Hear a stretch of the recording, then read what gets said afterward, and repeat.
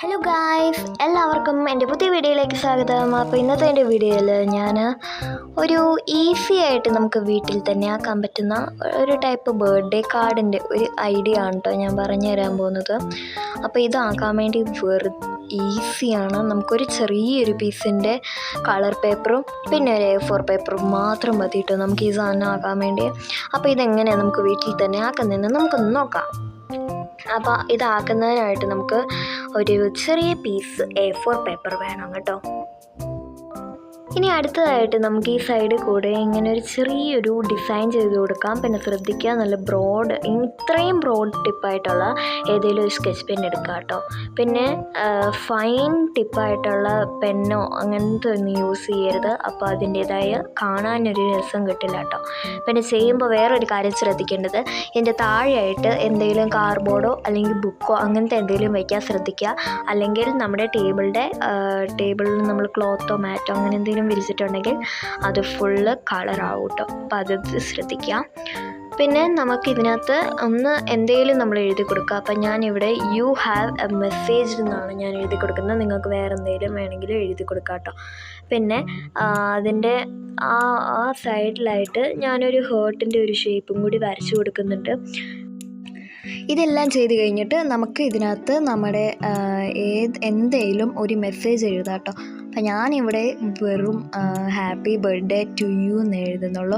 നിങ്ങൾക്ക് വേണമെങ്കിൽ വേറെ എന്തെങ്കിലുമൊക്കെ എഴുതാം കേട്ടോ. അപ്പം ഞാനിത് ജസ്റ്റ് ഒരു എൻ്റെ ഈ ഒക്ടോബർ മാസത്തെ പ്ലാനറിൽ ഞാൻ കൊടുത്ത അതേ ഫോണ്ടാണ് ഞാനിവിടെ കൊടുത്തിരിക്കുന്നത്. നിങ്ങൾ എൻ്റെ ആ വീഡിയോ കണ്ടിട്ടില്ലെങ്കിൽ ഞാൻ അതിൻ്റെ ലിങ്ക് ഡിസ്ക്രിപ്ഷനിൽ കൊടുക്കാം.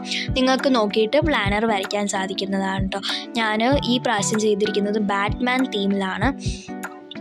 ഞാൻ ഈ ഹാപ്പി ബർത്ത്ഡേ ടു യു എന്നുള്ളത് നിങ്ങൾക്ക് വേണമെങ്കിൽ ഇപ്പം ഞാൻ ഇതേപോലെ ഇങ്ങനെ ചെയ്തിരിക്കുന്നത് എന്താണെന്ന് വെച്ചാൽ ഇതിൻ്റെ അകത്ത് എനിക്ക് കളറും കൂടി അടിക്കാൻ വേണ്ടിയിട്ടാണ് കേട്ടോ ഞാനിങ്ങനെ കൊടുത്തിരിക്കുന്നത്.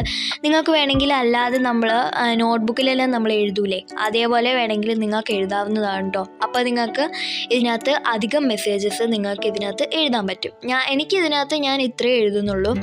അതുകൊണ്ടാണ് കേട്ടോ ഞാൻ ഇതേപോലെ ഇങ്ങനെ എഴുതിയത്. നിങ്ങൾക്ക് വേണമെങ്കിൽ ഈ ഫോണ്ടിന് പകരം നിങ്ങൾക്ക് വേണമെങ്കിൽ വേറെ ഫോണ്ടൊക്കെ ഉപയോഗിക്കാം കേട്ടോ.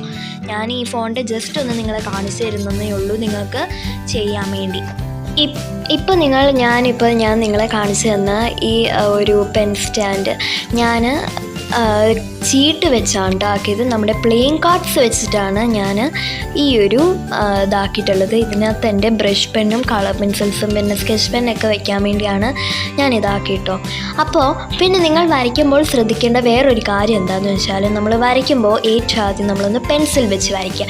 നിങ്ങളിപ്പോൾ ഇതേപോലെ ഇങ്ങനെ ഫോണ്ട് വെച്ചിട്ട് ഇങ്ങനെയാണ് നിങ്ങൾ വരയ്ക്കുന്നതെങ്കിൽ, നിങ്ങളല്ലാതെ നോട്ട്ബുക്ക് പോലെ വരയ്ക്കുന്നതെങ്കിൽ നിങ്ങൾക്ക് പെൻസിലിൻ്റെ യൂസ് ഇല്ല. നിങ്ങൾക്ക് പേന വെച്ച് ഡയറക്റ്റ് എഴുതിയാൽ മതി.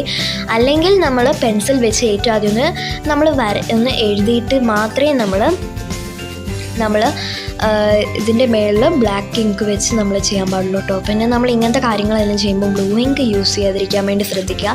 അതിൻ്റെ ആ ഒരു ബ്യൂട്ടി പോകും. നമ്മൾ ബ്ലൂ ഇങ്ക് യൂസ് ചെയ്യുകയാണെങ്കിൽ ബ്ലാക്ക് തന്നെ ഉപയോഗിക്കാൻ വേണ്ടി ശ്രദ്ധിക്കുക കേട്ടോ. പിന്നെ ഇതെല്ലാം കഴിഞ്ഞിട്ട് ഞാൻ ഇതിനൊന്ന് കളറും കൂടി ചെയ്ത് കൊടുക്കുന്നുണ്ട്. പിന്നെ ഞാൻ മേളിലത്തെ ഹേർട്ടിന് റെഡ് കളറിന് പകരം നിങ്ങൾക്ക് വേറെ ഏത് കളർ വേണമെങ്കിലും കൊടുക്കാം കേട്ടോ. ഇനിയിപ്പോൾ നിങ്ങൾക്ക് അവിടെ ഹേർട്ട് തന്നെ കൊടുക്കണമെന്നില്ല, നിങ്ങൾക്ക് വേറെ ഏതെങ്കിലും സിമ്പിളാണെങ്കിൽ നിങ്ങൾക്ക് കൊടുക്കാവുന്നതാണ്. പിന്നെ കേക്കിൽ ഞാൻ ജസ്റ്റ് ഒന്ന് പെൻസിൽ വെച്ച് വെറുതെ ഇങ്ങനെ ഒന്ന് വരച്ച് കൊടുക്കുന്നുണ്ട് കേട്ടോ. ഇനിയിപ്പോൾ അടുത്തതായിട്ട് ഇതിനകത്ത് ടിയറിങ് കാർഡ് എന്നാണ് ഇതിന് പറയുന്നത്. അപ്പോൾ ഇത് ടിയറിങ് കാർഡ് ആയതുകൊണ്ട് തന്നെ നമുക്കിതൊന്ന് ടിയർ ചെയ്യണ്ടേ. അപ്പോൾ ടിയർ ചെയ്യാനായിട്ട് നമുക്ക് ഇതിൻ്റെ അളവെടുത്തിട്ട് നമുക്ക് ഇതിനകത്തെ നമുക്ക് കളർ പേപ്പർ ഒന്ന് കട്ട് ചെയ്തെടുക്കണം കേട്ടോ. അപ്പോൾ ആദ്യത്തെ പ്രാവശ്യം ചെയ്തപ്പോഴത്തേക്കും അത് ചെറുതായിപ്പോയി. അപ്പോൾ ഞാൻ രണ്ടാമത് വീണ്ടും ചെയ്തുകൊണ്ടിരിക്കുകയാണ്.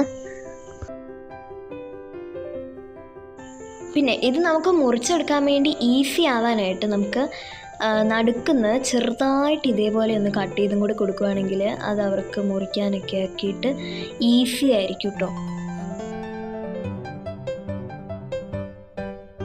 ഇനി ലാസ്റ്റായിട്ട് നമുക്കൊരു കാര്യം കൂടി ചെയ്യാനുള്ളൂ, ഗ്ലൂ അപ്ലൈ ചെയ്യണം. ഗ്ലൂ നമ്മൾ കളർ പേപ്പറിൻ്റെ ആ സൈഡിലായിട്ട് നമ്മൾ അപ്ലൈ ചെയ്യാൻ പാടുള്ളൂ, ഫുള്ളായിട്ട് അപ്ലൈ ചെയ്യരുത്. പിന്നെ നമ്മൾ ലിക്വിഡ് ഗ്ലൂ ആണ് യൂസ് ചെയ്യുന്നതെങ്കിൽ നമ്മൾ ഫിംഗേഴ്സ് വെച്ച് സ്പ്രെഡ് ചെയ്യാൻ വേണ്ടി ഒട്ടും മറക്കരുത് കേട്ടോ, അല്ലെങ്കിൽ അത് ഫുള്ള് ഫ്ലോപ്പായി പോകും നമ്മൾ ഇത്രയും കിടന്ന് കഷ്ടപ്പെട്ടത്. അപ്പോൾ ഇത്രയേ ഉള്ളൂ. ഇനിയിപ്പോൾ നമ്മുടെ പുറകിൽ നമ്മൾ സ്കെച്ച് പെൻ ഉപയോഗിച്ചത് കൊണ്ട് പുറകിൽ ഇങ്ങനെ മഷിയൊക്കെ വരും. അപ്പോൾ അതെന്താ ചെയ്യേണ്ടതെന്ന് വെച്ചാൽ അതും നമ്മൾ ഉപയോഗിച്ച അതേ കളർ പേപ്പർ വെച്ചിട്ട് തന്നെ നമുക്ക് അതും കൂടി നമുക്ക് മറിച്ച് കൊടുക്കാൻ വേണ്ടി നമുക്കൊന്ന് പേപ്പർ ഒട്ടിച്ച് കൊടുക്കാം കേട്ടോ. അപ്പോൾ ഇത്രയേ ഉള്ളൂ, നമ്മുടെ കാർഡ് ഇവിടെ റെഡി ആയിട്ടുണ്ട് കേട്ടോ. അപ്പോൾ ഇത്രയേ ഉള്ളൂ എൻ്റെ വീഡിയോ ഇഷ്ടപ്പെട്ടാൽ ലൈക്ക് ചെയ്യുക, ഷെയർ ചെയ്യുക, കമൻറ്റ് ചെയ്യുക. പുതിയ വീഡിയോയിൽ നമുക്ക് വീണ്ടും കാണാം. ബൈ.